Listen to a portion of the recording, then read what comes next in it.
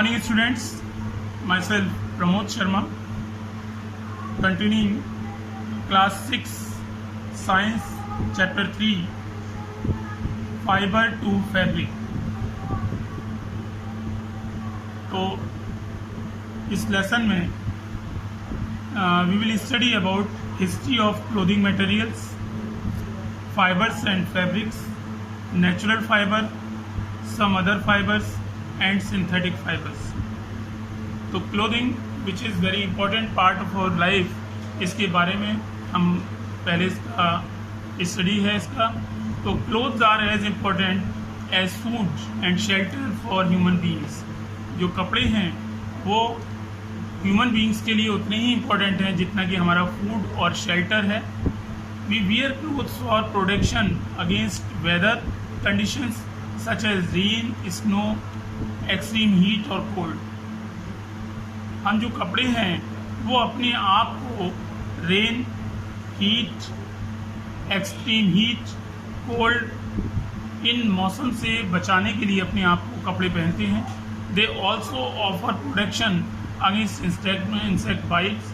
और कपड़े हमें जैसे जो कीड़े हैं उनके काटने से हमको सुरक्षा देते हैं। Clothes reflects our personality.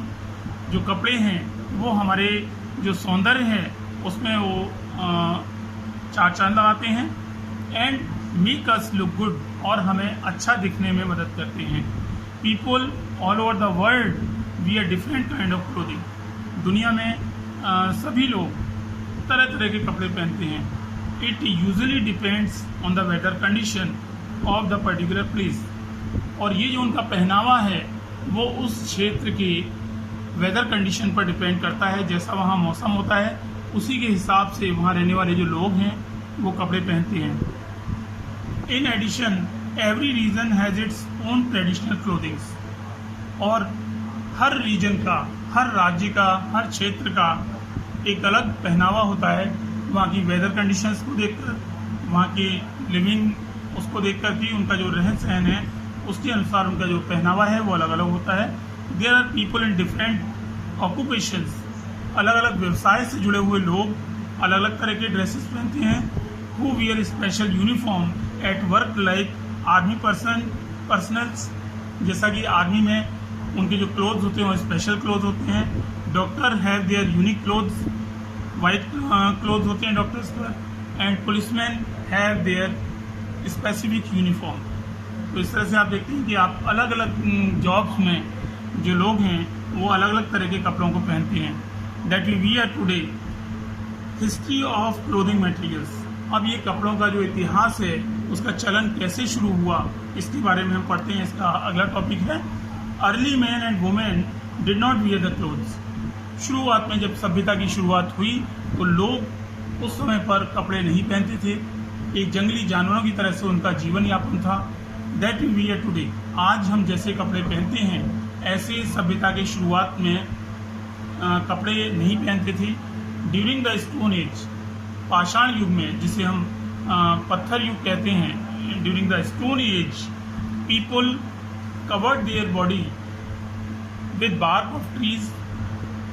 उस युग में जो लोग हैं वो पेड़ों की छालों से अपने शरीर को ढकते थे। ट्रीज, बिग साइज लीव्स, बड़ी बड़ी पेड़ों की पत्तियों से अपने शरीर को ढकते थे। एंड एनिमल स्किन और फर, या जानवरों की खाल से या उनके ऊपर जो फर होती है, उनकी जो रेशेदार उनके ऊपर बाल वगैरह होते हैं, फर होती है, उनसे वो अपने कपड़ों को उसको ढका करते थे। Wool was use as early as 6000 year ago. जो वूल है जिसे हम ऊन कहते हैं उसकी शुरुआत 6000 साल पहले हुई। Silk came into existence around 3000 BC। और जो सिल्क है उसका जो प्रचलन है वो लगभग 3000 शताब्दी पहले हुआ था। China plant fibres like cotton came into use after the early man learn about growing crop. China plant fibres like cotton, China का प्लांट फाइबर जैसे कि कॉटन है, केम इनटू यूज, ये हमारे प्रयोग में आया after the early man learn about growing crop, जब लोगों ने खेती करना सीखा तो उसके बाद में वो कॉटन का सबसे पहले प्रयोग करना सीखा। In India cotton came into use majorly about 3000 BC, और भारत में लगभग 3000 शताब्दी पहले कॉटन का शुरुआत हुई।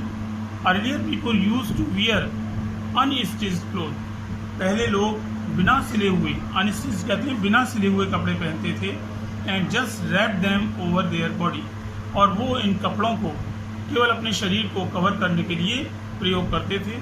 इवन टुडे, और आज भी कुछ लोग वियर धोती, लुंगी और sari which are unstitched cloth pieces, आज भी जो लोग हैं वो इन बिना सिले हुए कपड़ों को पहनते हैं।